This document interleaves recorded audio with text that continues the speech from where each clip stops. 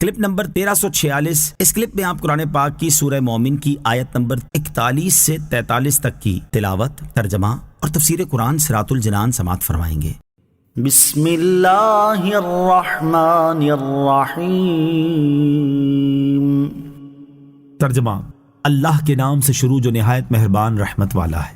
وَيَا قَوْمِ مَا لِي أَدْعُوكُمْ إِلَى النَّجَاةِ وَتَدْعُونَنِي إِلَى النَّارِ تدعونني لأكفر بالله وأشرك به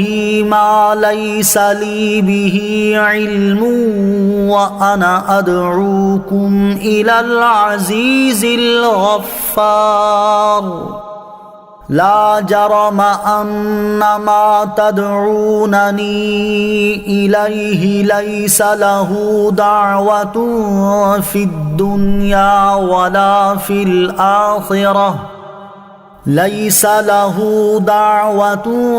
في الدنيا ولا في الآخرة وأن مردنا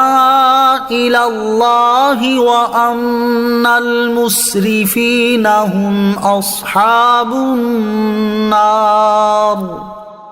ترجمہ،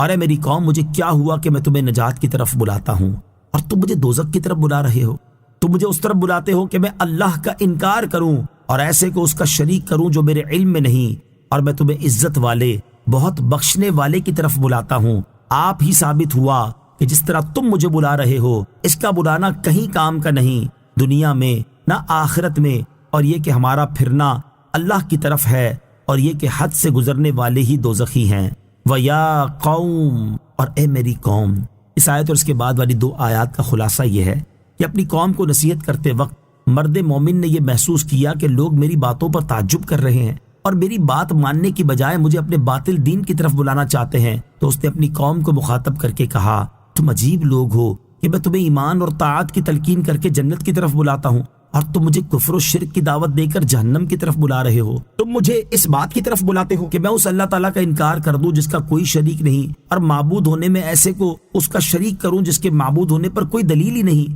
اور میں تمہیں اس اللہ کی طرف بلا رہا ہوں جو عزت والا ہے اور توبہ کرنے والے کو بہت بخشنے والا ہے۔ تو خود ہی ثابت ہوا کہ تم مجھے جس کی عبادت کی طرف بلا رہے ہو اس کی عبادت کرنا دنیا اور آخرت میں کہیں کام نہ آئے گا، کیونکہ وہ حقیقی معبود نہیں۔ اور یاد رکھو کہ ہمیں مرنے کے بعد اللہ تعالیٰ کی طرف لوٹ کر جانا ہے اور وہ ہمیں ہمارے اعمال کی جزا دے گا، اور یہ بھی یاد رکھو کہ کافر ہی ہمیشہ کے لیے جہنم میں جائیں گے۔